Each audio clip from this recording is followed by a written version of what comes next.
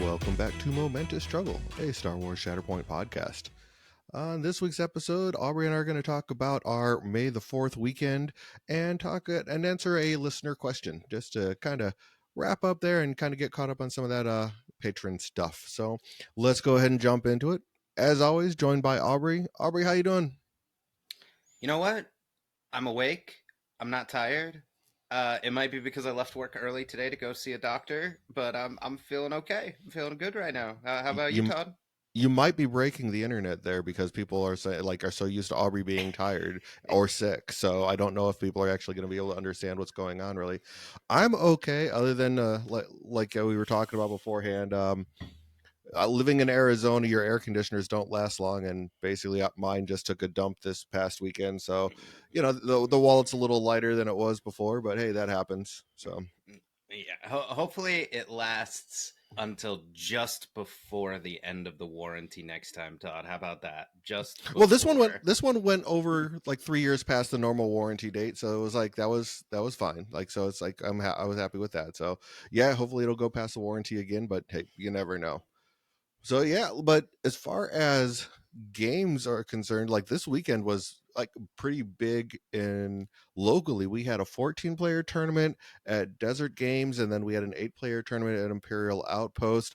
I did not was able to go to the Desert Games event because I was running the MCP state championship event that day because that was our finals for the state championship. So our 16-player invitational and everything along those lines. So that was great. We crowned our champion, which was Justin. So Justin ended up taking home the first trophy for that event, which was really awesome. So, but yeah, I mean, it looks like there was a great turnout for that event for sure.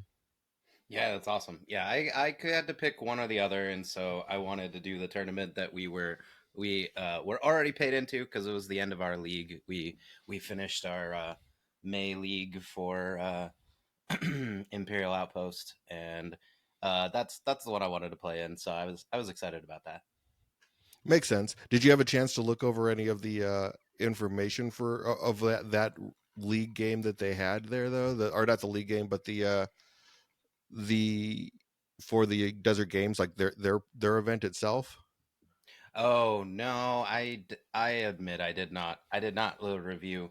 I know we had some information that was dropped in, and like I glanced at it, but I'm sorry, listeners. I'm not a stats guy. Like I don't care if there were 15 malls and 12 Ahsokas, and like there's people you could listen to if you want stats. Don't ask me. I gave up statistics when I was an economics major way back when, or no, accounting major, and I found out there was a theorem that you could use to basically change any data set to give you any answer that you want, and I gave Yeah.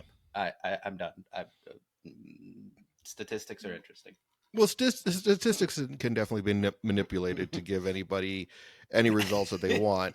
I look at like that's why I don't really look at like the dig too deep into it. I just found it interesting looking at it because like the amount of players that either brought a Vader or Anakin. And basically, there was 14 players, 7 brought Jedi Hunter, 3 brought Emperor's Servant, and I think what was it? Was it 1 or 2 brought Annie? 1 brought Annie. So out of the 14 players, 11 brought some version of Anakin Skywalker. I mean, come on. Most people say that Darth Vader is one of the most iconic villains of all time, and I don't think I would argue with them. I think the only way to beat Darth Vader is to go into like some archetypal stuff. Like we're talking like Dracula and Frankenstein and like the full monsters to go to any more recognition than Vader. So I mean, there's that, and then beating up on stuff, rolling like that high of rolling 3 extra dice every time you attack is hard to beat. It sounds like somebody needed to show up with Maul Dooku to that event. Hmm. Well, there was some. I mean, there was definitely Dooku, and I do see some Maul there.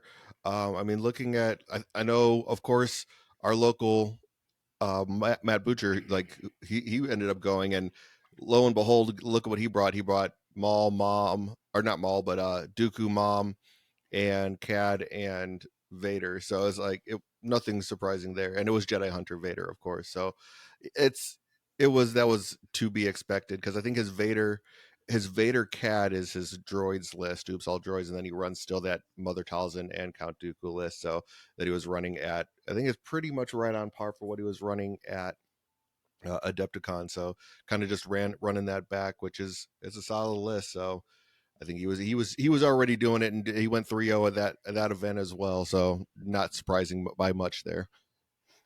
Yeah, yeah. And so I assume from what you're saying, it was a premier showdown, not a standard. Hmm. Okay, It yeah. was So I mean, that's the other thing. That means like they didn't. Nobody played Vader all 3 rounds. You can't do that. So I mean, when you double the number of lists you're bringing, like no matter what you build, it like it's hard to argue not putting Vader in one of your lists. Like even when I build like all Republic, I'm like, well, shouldn't I be bringing Vader in at least one of these lists? Like maybe I'm the diehard who doesn't want to like play him every single round, like and have an anchor list with Vader. But how do you argue with taking him in Premiere? Like, I mean, at least one of your lists is gonna be a beater. Might as well start at the top. right. And I'm looking at one of these lists. I'm like, somebody, and I'm hoping this is a mistake because they have Anakin and Vader listed in their strike force in round one. Hey, remember Todd? I did cheat in one of our league games and totally brought an But you illegal didn't run the list, but same person as a I, primary. right. I'm like list building. I'm trying to give him the benefit of the doubt, Todd. List building is hard. What era are we in? Like I still can't get over. I just realized I was looking at because I was theory crafting, like Mandalorian lists specifically. Mhm. Primary Mandalorian, not Mandalorian the type lists. Okay, and figuring out what is in what era at what time is an exercise in insanity. And I get it. And I'm not, this isn't on AMG. I just mean my brain. Cause I'm like, why isn't Luke New Republic too? And I'm like, oh, well, this is Return of the Jedi Luke. So he's not New Republic. But then you look at some of the other units and they're like cross era. But then like Hondo in his box isn't. And he shows up in Rebels. So I'm like, so like why are some like tied to one era and why some are not? I know I complain about this a lot, but I'm just trying to figure it out because it doesn't feel intuitive yet. Like why do some people get multi-era and some people don't, and when does the era stop? It's just you got to figure I people have, it's hard. It's hard. yeah, and I don't think we're ever going to really find a true answer on that. So I don't know. We'll see what happens Yeah. with that. uh, Here, we'll just put it the other. We'll just put it this way. So I'm listening to the second. I'm re-listening because I've read a lot of these in the past, and now I'm listening to the audiobooks because I'm old and don't have time. I'm listening to the Thrawn books again. All that's happening with this person's list is they listened to the newer Thrawn books. They heard Vader say over and over and over. He says this in nearly every chapter that Vader talks that he and Anakin Skywalker not the same person, not the same person. So there you go. You can run them both on your list. It's perfectly fine. Okay, sure, if you say so. I don't believe you, but okay, we'll go for it. Come on. I'm trying to help him. I don't know. Nobody noticed. Nobody noticed Anakin I and think Vader rolling up. it's got to just be an error, man. It's just got to be. I don't see how it could be anything other than a giant error. Yeah, maybe all it was is like he hadn't decided between Anakin and Vader, and then never updated it on Longshanks. Like, who knows? Like, I Yeah, don't I know. am not sure. But yeah, no, I mean, it looks interesting. So, I mean, so at our event, like we only had 8 players. Matt, just being the I have to play at every event possible. This still came out to our event, and after playing in an event yesterday, so that was really cool. So he came out, and it was mostly just all of our locals. I know that we had Justin, who just played in the MCP championship, came and played Shatterpoint, and he took like a little bit of a hiatus from the game, so that was nice to have players starting to come back now that more models have come out. We've got a new mission pack, so I think it's nice to see that like there's maybe a little bit life getting breathed back into the game, which was kind of Yeah, cool. Yeah, well, and there can also be an era thing. Like there's gonna be diehard original trilogy fans that don't really care about the prequels, and we started essentially with Clone Wars era Star Wars, and I know that's not everyone's favorite Star Wars. I mean, that they clearly haven't watched the Clone Wars cartoon. Hmm. That's terrible. That's a terrible fate for them. But you know what? You only like the original trilogy. That's fine. I'll play with you. That's okay. We can hang out with the Mandalorian and Luke and have fun times. Yeah, yeah. I mean, I had a good time. I thought it was fun. So yeah, I mean, but our event was just a standard event, just bringing one list. So I brought Mother and uh, Maul, and you. Who did you play this one? You played Mando and Luke. Yeah. So I decided to go for a fun list. I knew I wasn't gonna have time to build the entire Mando box. In fact, it is still not assembled because I'm terrified of some of the detail areas that I have to get with that painting. But I got Mando, like he's not glued together. He's just stuck together. So that I could play with them. And then I was like, okay, what would be the most fun to play with Mando like at this moment, because we don't have a lot of um I mean, you could go and look for like tuned scoundrels and probably put something together, but I was like, no, I want it to be fun and thematic, so I paired him with the Luke box because I wanted to like do a whole like Luke and Mando are fighting against all comers and have a good time. Yeah. No, I mean it seemed like a fun list. I mean, you and I played against each other in the second round, and we'll get to that here in a little bit. But like, what was so? Tell me about your first game. Who did you end up playing in your first game? So I played against Matt in the first round, which was probably for the best because I had only played like I think maybe one game with the whole Luke box. Like I've played with Luke a couple of times with like other units, but I had never played with the full Luke box. And of course, Mando just came out, so I never played against Mando. And Matt, of course, has the mind for remembering everything. Like he knew all of my abilities better than I did, so I'd be like, okay, I'm trying to do this, and he's like, oh, no, it does blah blah blah blah blah, or like I'd be making a mistake, and he's like, no, you can't do that because of blah blah blah, and I'm like, thanks, Matt. Cool. Like so, Yeah, Matt spent the first round teaching me how to play Luke and Mando. So thanks, Matt. Thank you, Matt. I mean, it wasn't. There was really only one like true mistake, quote unquote, that I made where I like my biggest problem. Like here to summarize, everybody, if you haven't played the Luke box, so Leia and Lando R2, you would think one would be better at range and the other would be better at melee, like Lando Bartu versus Leia. But it turns out Leia's better at range and Lando Bartu is better at melee. And like not being familiar with them, like I totally just bricked a couple of attacks because I had the wrong expertise chart. Because like I'm not really awake. It's the first round. I roll up and I'm like, well, they must need to get close and they must need to stay far away. And so like I do my attacks and roll my dice and then I look at my expertise chart and I'm like, huh? Like y- I think we talked about that when we did the box review, but that was a while back when we were like, it was what you expected them to do was not what they actually did, and I remember us kind of like touching on that. But again, that was a while ago, and you haven't played them before, so it was probably oh yeah, that was what we were talking about way back when. I see again, people will be like, "Oh, so you talked about blah blah blah on the podcast." And I'm like, "Yes. Yes. Of course I did. I totally did do that. There is a recording of me having spoken about that, dear listeners. Sure. I, Okay." Anyway, so like there were a couple of attacks, and then like the true mistake I made is I did the classic blunder of, and I was losing at this point. Like Matt and I actually played it out, and there was no way for me to have won. So it's not like this attack mattered or not. But I Mhm. still, again, despite having known this, I I ran Leia up in into melee when I could have just stopped and fired at range and then moved forward. Because again, I was like, she has a giant stick. Shouldn't she be beating on people with it? But no. no.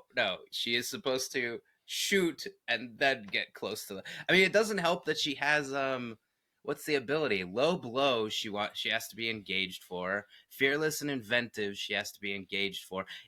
It's a like okay, everyone. I agree with you. Leia, bounty hunter Leia, is kind of a weird unit. It doesn't like all of her abilities care about melee, but all of her expertise is good on range. Like, what am I supposed to do with you, Leia? Roll dice and kill stuff. That's my usually that's what I go with is just roll dice and kill people. Yeah, sure. So like even though sure, even though I bricked an attack, like it was mostly just okay, let's get the dust off Aubrey's brain and get Matt to give me some coaching on how my units play. We'll tell you this, everyone, pay attention to Mando, as we're about to talk about in round two, because that was Todd and I.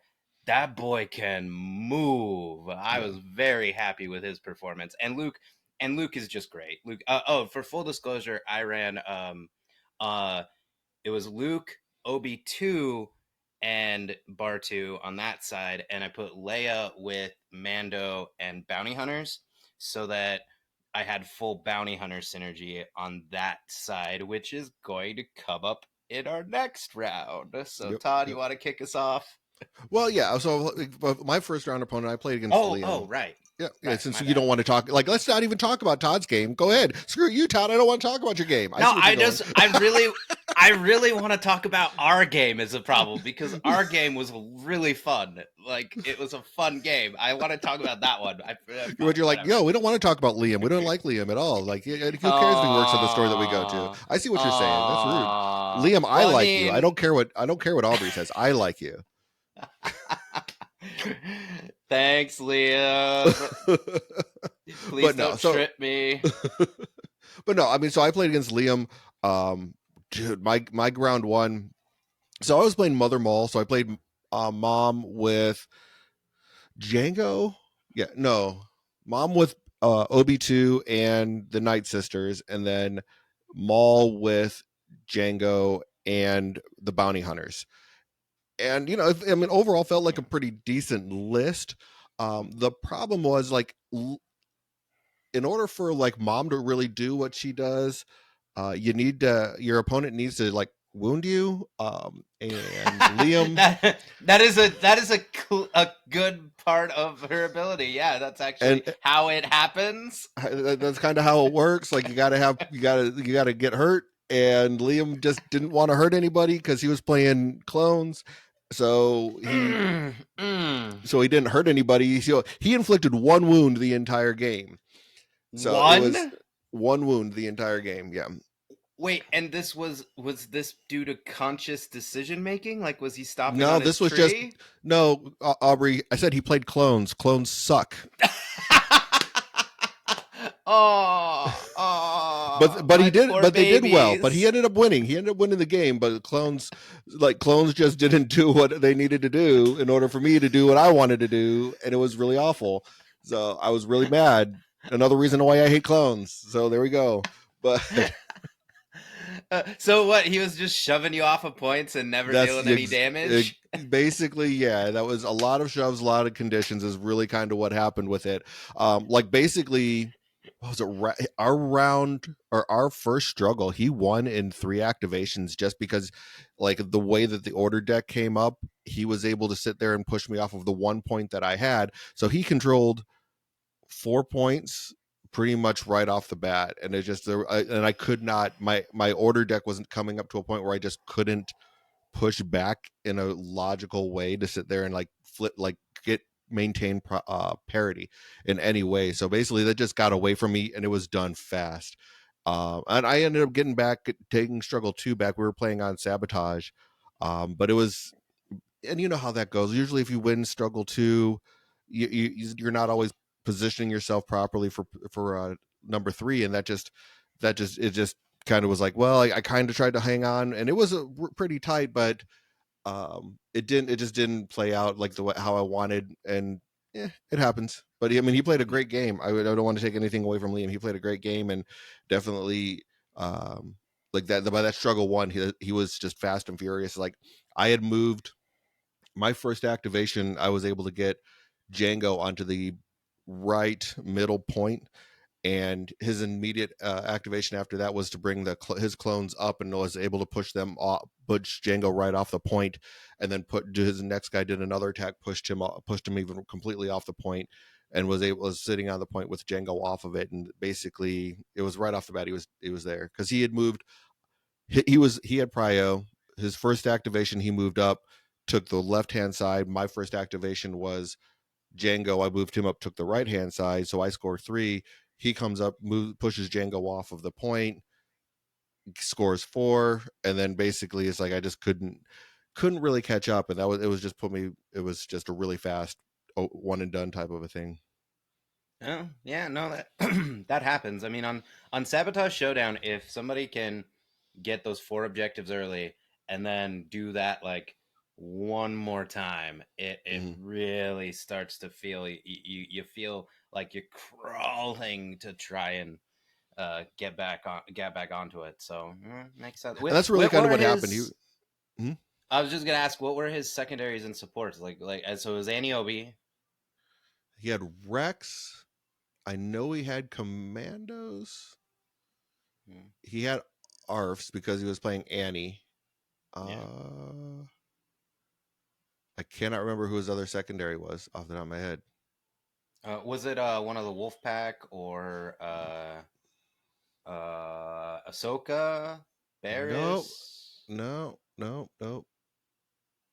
I'm not even sure. I'm not sure. I'm drawing a blank. I can't figure. But I know it was like everybody. But he had Ars. I know he had Ars. He had Commandos. He had Rex, and he had Aniobi. I don't know who that secondary was. So I can't think of it off the top of my head. That's all right. Liam, you can tell us in the Discord. Mm-hmm. We'll figure it out later. I was just interested because it sounds like, I mean, this is well, we're gonna talk about that. I have more comments about this later. Let's keep talking about the tournament. Okay.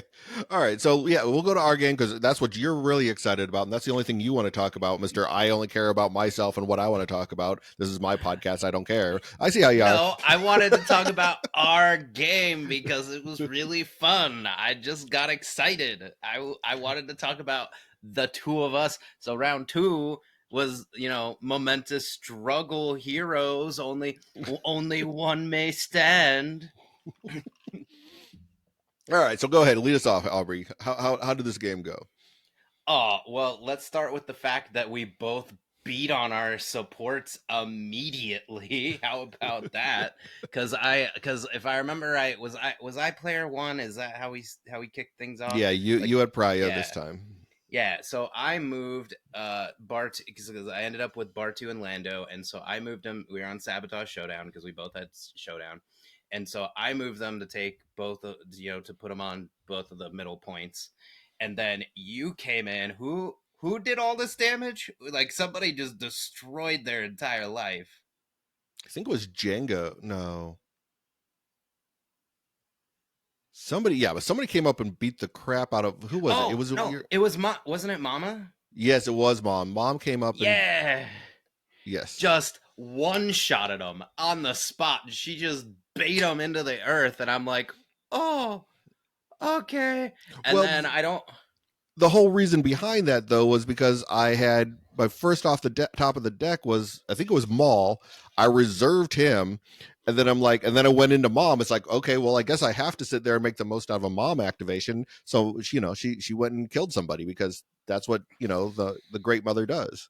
Yeah. So then we had another exchange, and I don't remember exactly. Like, it's not like I take detailed notes. Everybody, do I seem like a detailed Well, notes in a tournament? what Like what? the the big thing that came from that is you got a Mando trigger off of it, and Mando got to Yeah. go forward. Yes, because what happened was is so Mando has the 2 heals and a reposition when a character gets wounded, and so I repositioned him just straight forward, and you had activated some supports after this because all I know is that my next attack, which wasn't with Mando, uh, I one shotted whichever support was on that side of the field. What was it, bounty hunters? I think it was the sisters. I think it was the or Night the sis, Sisters. You, yeah, or the night sisters. But either way, like, so that happens. Then I pull Mando, and I'm able to go all the way to your back point between using his move action and Clan of Two, and I'm able to take your back point from you, which is kind of insane. yeah, that was like your. I Like, believe that was what your second activation, maybe it might have been third. my. It might have been my third. It had to have been my third because I know we had this exchange where you activated apparently sisters, and then I moved up somebody, one shotted them like it was a bloodbath already. Because I remember your mama, you moved your mama to like behind a building at that point because you were trying to keep right. Yeah, there wasn't a good like I Yeah, couldn't get her on her trigger. She couldn't get to the point where she was going to be able to hit somebody because who you wounded was on. I was mom was on like the middle right side, and you wounded someone on my middle left side. So I couldn't. There was no way for me to get her far enough over to actually get a shot off. So basically, I kind of just moved her into a position where she like it would be difficult for you to see her so that you didn't have line of sight on her. So yeah, I do yeah. remember that. Yeah, so that all happened. So we kind of started things off with a bloodbath, and then Mando running all the way across the board to take your back point, and then there's like a flurry of activity. We do all of our activations. I mean, um, did I know I scored one of them? Was it the first struggle, and then you won two and three? Is that how it went? Yeah, you won the first struggle Yeah, because like you got Mando all the way over to my back left point. We were yeah. playing Sabotage Showdown, so there was the two in the back. So you had my back left. Mando was on it, and there was just no way to get him off the point. And I already had my secondaries that were on that side were already all the way full, like or my supports that were on that side were the ones that you had just wounded. Mando Hmm. came up and wounded somebody else that was like the person that was scoring that back point. So I couldn't take that point away from you because Mando's just not somebody that a secondary can one shot. So No, no, Mando's very good. So my list might not have been the most competitive. I don't care about that because I was having fun with Luke and Mando. But man, that Mando drug might be something I'm chasing for a minute here, everyone. Like he's really fun. Oh boy. yeah, no, I mean it was just the fact that like third activation, you have Mando on my yeah, almost in my deployment zone at that point in time. And I think at one point in time I pushed him. I did push him off the point. I got an attack to push him off the point, and he was literally in my deployment area, which was just insane for the first Yeah. round. So Oh, I almost forgot. I almost forgot. Matt would have yelled at me later if I didn't say this. I got a headshot on Mama. Like Matt might have kicked my butt, but round one, I already have done the thing. I can bring in cold the 4 expertise 5 damage. I just went boo. Sorry, it's entirely unrelated. I just wanted to make sure I said that before I forgot. yeah, the Yeah. four you got the four expertise and got the five damage. That was pretty cool. Yeah, I'm not even mad I lost. Like that was a again, like that's the great thing. Like I didn't do so hot in these first 2 rounds, but like I was having so much fun, I didn't even care. And I think the one thing about this game is like there's I mean even talking with some of our locals, kind of to go on a squirrel moment here, but that's one of the things that I think people like about this game is even if you lose, you don't feel bad. It's like not like there's been other games that I've played. I mean, and don't get me wrong, I love playing MCP. It's one of my favorite games. But there's times where it's like someone can come in and just their dice spike in that game, and their dice spikes on that are much different than dice spikes in Shatterpoint. And Hmm. before you know it, all of your models are gone from the game, and it's like, okay, I just am not really getting to play much here because you're killing everything that I have before I get a chance to actually play with them. So there's some feel bads that come with that game that just don't exist here, and there are people like locally in our community that just don't play, that have left Shatterpoint or left MCP and are playing Shatterpoint now, which is kind of cool. I mean, at least they found a home that in a game that works for them.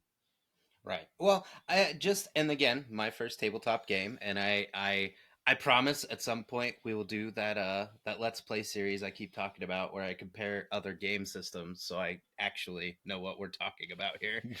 But in the meantime, I think it's awesome. Like Thank you, AMG, because if you told me that, like, if everything about Shatterpoint was exactly the same, but like my Obi-Wan could leave the table before I could hello there somebody, nah, I don't like that. Let me have fun too. Like and again, it's weird stuff, Todd, right? Like I thought all of you had these giant buildings and all these complicated terrain rules, and so I was like, oh, this is really fun. And then I'm watching other games. I'm like, wait, where's all your where's all your cool stuff? You don't have anything you're climbing on. You're just like hiding behind this little barrier. Yep. And they're like, what are you talking about, weird man who's come over here to my game system? Go back to Shatterpoint.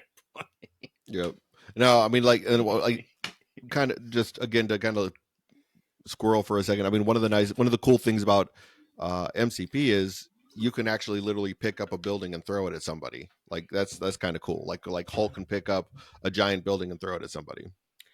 All I will say is, AMG, if you give me a tactics card that's like, I have the high ground and I get to just chuck rocks at somebody like Obi-Wan in the Kenobi show, please and thank you. Just saying, or grabbing a ship like Vader did and just yeeting it at somebody. Well, okay, he didn't do that in the show, but whatever. You know what I mean? Like, I'm just saying, the Force can do that.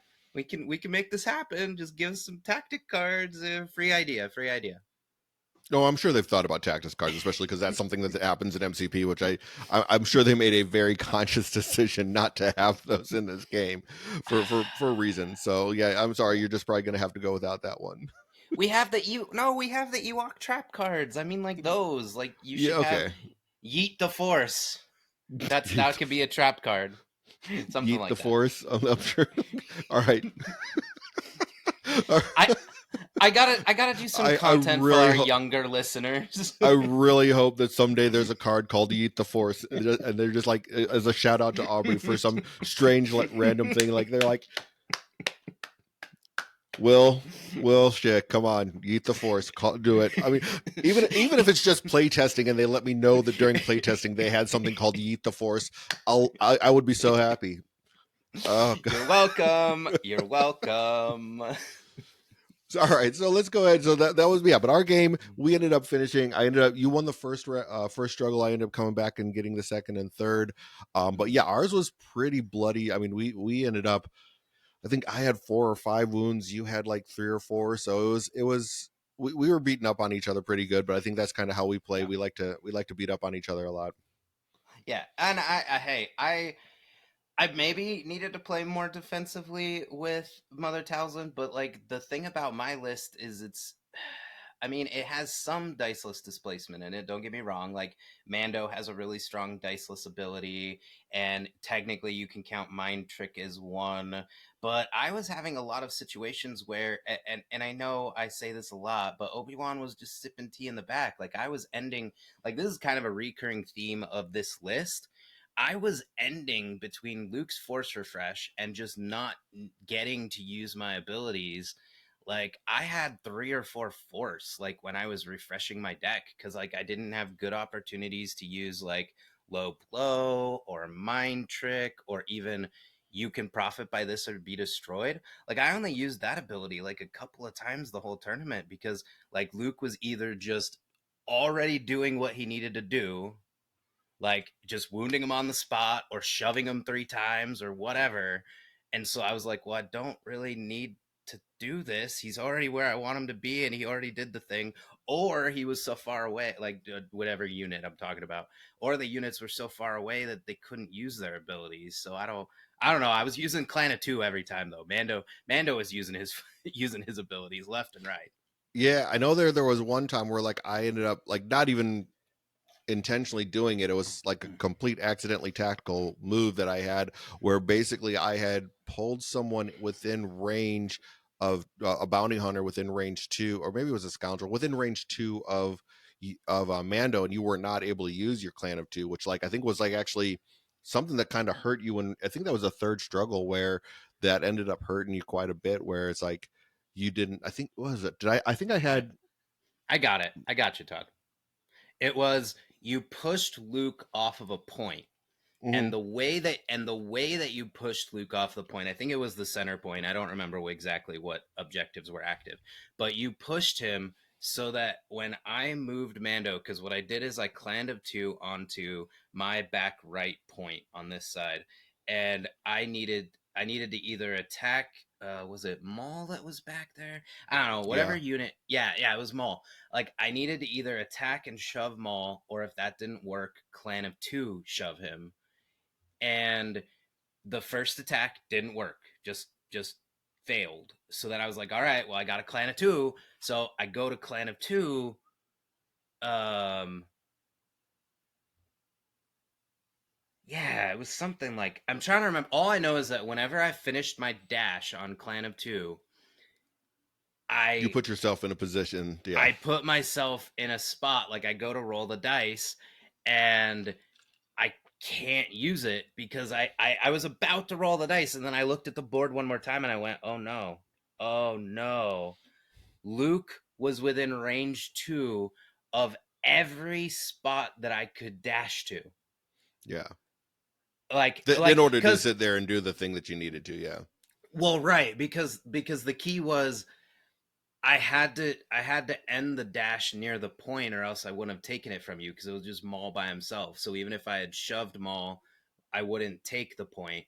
But but everywhere I landed was within range two of Luke. So accidentally tactical Luke getting shoved right there prevented me from using Clan of Two, and I'm like, all right, okay, fine, never mind. And I caught it. It was me. I was like, oh oh no, and that was it. That kind of that basically because we were almost back to parity. You were still a little ahead, so you probably maybe would have just eked ahead anyway. But Hmm. that just ended the game. Like me Yeah. not being able to use Clan of Two, just done. No more fun. Over. Right. Right.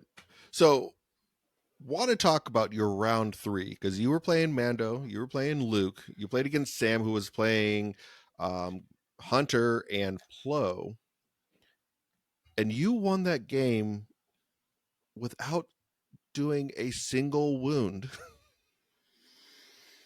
That That's was a wild. that was a that was a really weird game. That was a lot of so Hunter is scary.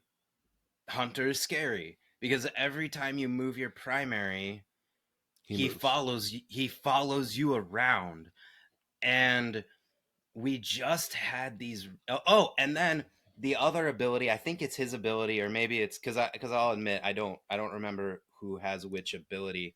Because I think this is Commander Wolf, but between like Hunter's reroll and then Commander Wolf's reroll and then Plo Koon's give him an expose and thing, I could not get any damage through at all. That it was the tankiest list I've ever seen. The only problem was that aside from like Plo's force push, it also wasn't aggressive enough. So like we got stuck in Vietnam. Like I couldn't do any damage, but she couldn't quite get me off of points. So we kept having this weird dance around the table because like Wrecker and Omega's bulldoze, like there was like one moment I remember in detail where Sam wanted to push my bounty hunters off a point, but the only way you can do that is if you get within range one. And she was trying to also do a ranged attack. So, like, there was just a turn where she didn't even use bulldoze, which is a really strong ability. And Hmm. she's just like, no, I can't use it because I need to essentially bulldoze, attack you, and attack this other unit to take control. And we could debate whether or not maybe she could have done something different. Like this was round three. We're both tired. I don't know. But ultimately at the end of the day, we were just like immovable object meets unstoppable force. Hmm. Like we were just bouncing off of each other in nearly every exchange. Right. Right. It's interesting. I mean, it's. I don't know. It was interesting to see how that kind of played out for you and everything along those lines. So, yeah. But so then my game, I played against Samson. Um, the thing that really I think ended up really winning the game for him. So he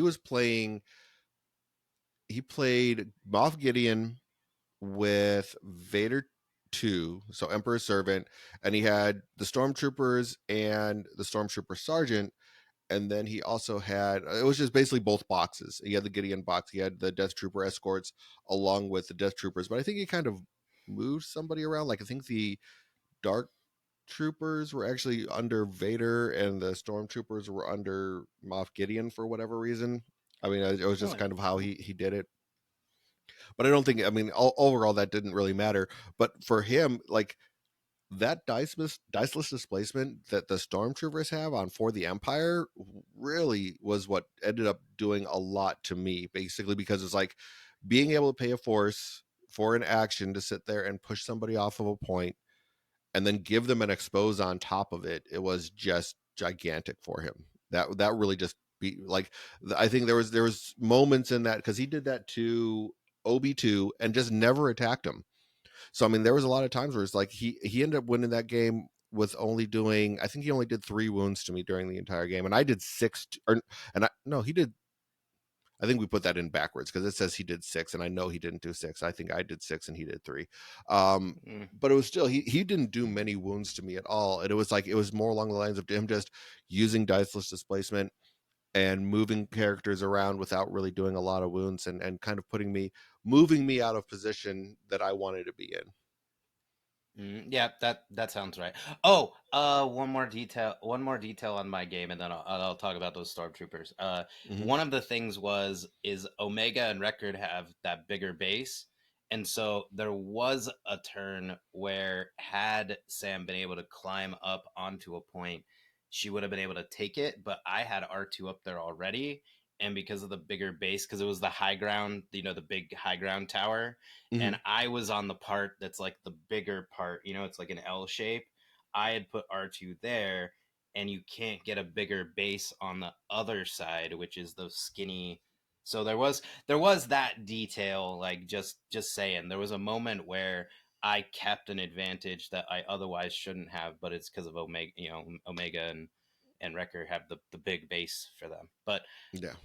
Stormtroopers. Oh, yeah. The stormtrooper ability, I'm kind of amazed we haven't heard more about this because that box has been out for a minute, and it Right. sounds like they had their day at least at our tournament, cuz I've been waiting for this, Todd. Like those that stormtrooper ability should be causing us all way more grief than I've been hearing. Right. And that was the interesting part about it was is like and I don't I probably part of it is like I just haven't played into stormtroopers that often.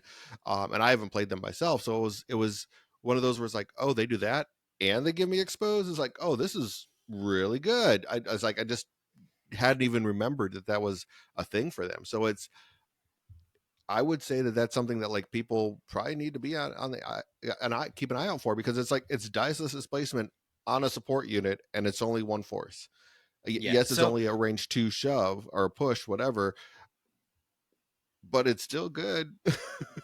yeah, so just so everybody knows what we're talking about. So For the Empire is a one force active ability that requires you to use an action. And you choose an enemy character engaged with one or more characters in this unit and one of the allied characters it is engaged with. Push the chosen enemy character 2 away from the chosen allied character. Then this unit gains exposed.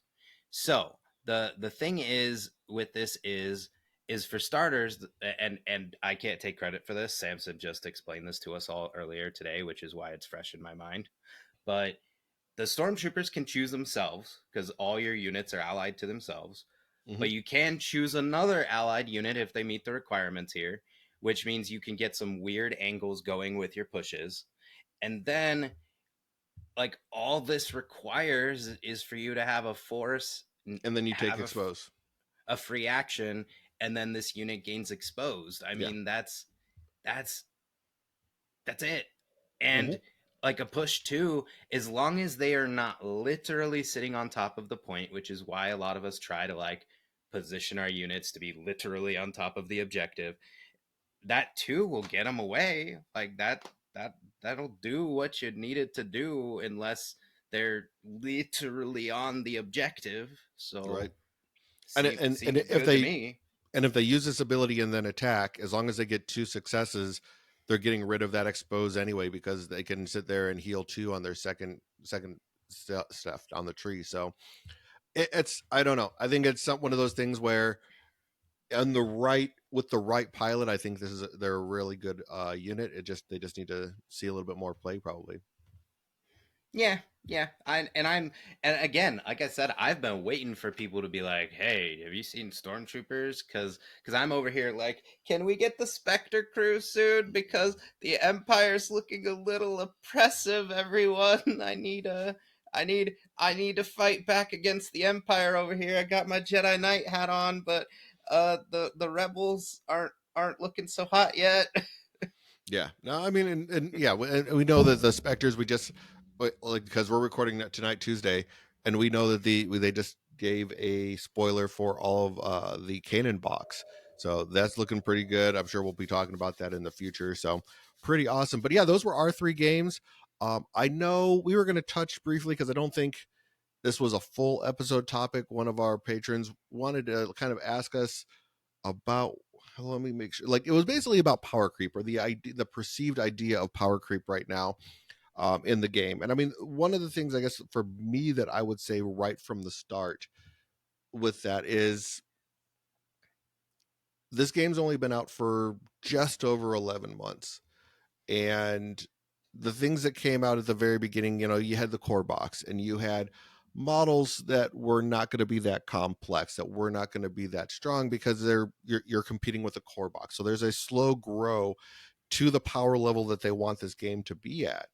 So there's going to be a creep from that core box type of learning to play models that are going to come out in the game to where they want to have the power level at for the next 2 to 3 years or something along those lines. So it's, yeah, there is going to be, I don't think it's perceived, I think there is going to be something of a power creep, or po- characters and models getting more powerful. But I think that's just the nature of any game, especially when it first gets launched, that you're going to have that kind of happen where you're going to be, not everything, you don't want everything to be the same level as a core box character. They're not, you want your couple characters in the core box to definitely be playable. And that's the nice thing, is we still do between like, you have Rex in there still, he's great. The Mandalorians are still definitely playable, the secondaries and supports.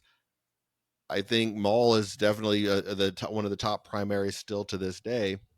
So I mean, there's definitely some good characters out there that are definitely able to be played. But it's, I don't, I mean, the I don't think the power creep's that bad. I think they've done a really good job of keeping it balanced. Talking about just how many good characters are still from that initial release in the core box. I mean, it's, yeah, things are getting powerful, and yes, Vader's really good. Some of the stuff coming out's really good.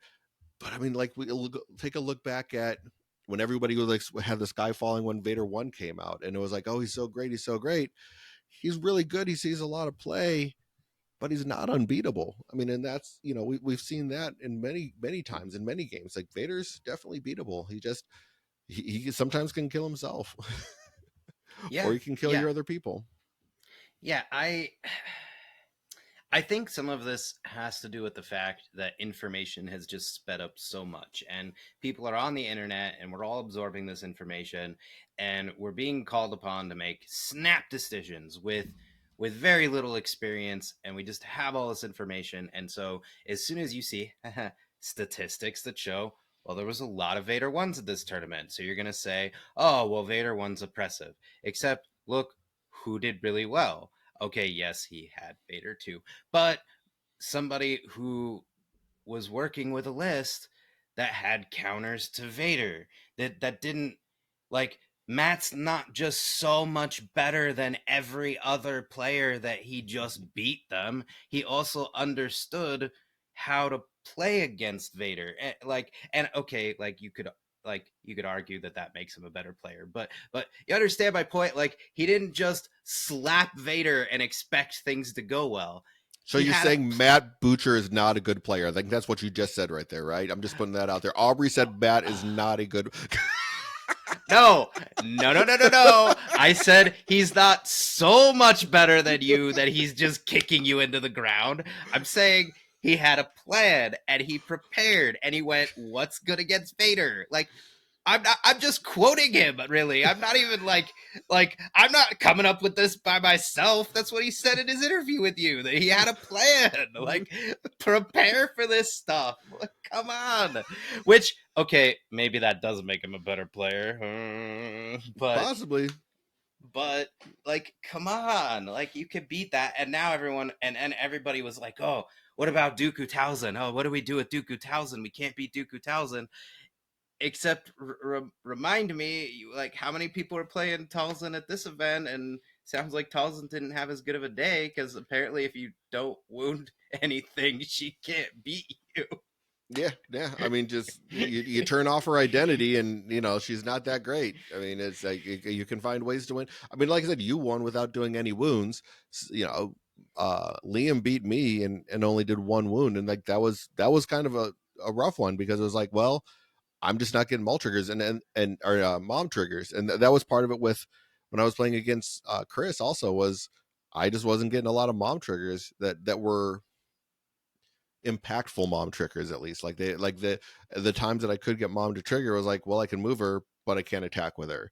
So it was like he was attacking and killing at the right time where it was, or wounding at the right time when I couldn't do anything impactful during that time frame. So that's a big thing to kind of look at, is like when what are you doing and how can your opponent respond, and how is that going to can they respond impactfully or not? I mean, if you can make the reactive abilities that people are relying on not impactful, then okay, that turns off a big part of what they're trying to do. Right. And so this is and Todd, you can correct me if I'm wrong cuz most of my game theory comes from like board games and card games and things, but most games kind of devolve into some variation of rock paper scissors where one strategy is good against this strategy, but this strategy is good against that strategy, and you gain this uneasy equilibrium. Well, Hmm. I mean, Vader is supposed to be good. If Darth frickin' Vader isn't good in your game, you failed. He's Right. supposed to be good, everyone. If Vader had the same stats as 501st, you would all be calling for the heads of AMG. So don't tell me that Vader being good is your problem. Right.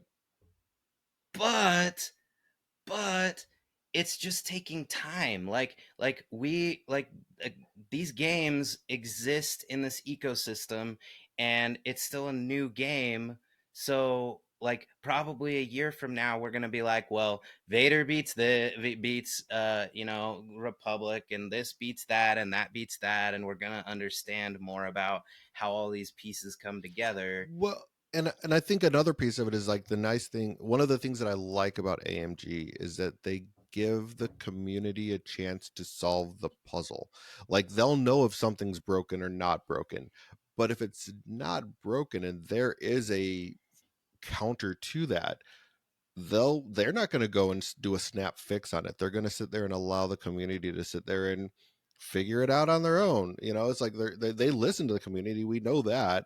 We know that they listen to like what everyone is saying, and they're very active in listening to what the community says, but they're not going to just have a snap response to it and be like, oh my gosh, they're upset, we need to fix it. No, they're going to sit there and let the community, like just like with Vader. Yes, he's very good. Is he broken? No, no. But you just need to figure out how to sit there and play against him. So, but yeah, I mean, I think that Yeah. kind of covered everything that we wanted to talk about today. Did you have any closing thoughts for our listeners for this week? Well, I Other just than you think I Matt's not a good player and you don't oh my understand why he god. wanted Depticon? Matt, do not listen to this man. I only said it in the context of what I said. That is all. That is all. In the context of what I was saying. You're going to do a short, aren't you, Todd? You're going to do a short that's just me saying Matt is not so much of a better player than you, and that's going to be the whole short. And then everyone is going to come and be like, well, who's this guy who doesn't even know how to play? Like, I didn't even know how to play my list. Matt was playing my list for me like a third of the time at our tournament. But sure, sure. Okay, Todd. That's a Anyway, great my idea. my Thank you for that one. no, no. Well, whatever, fine.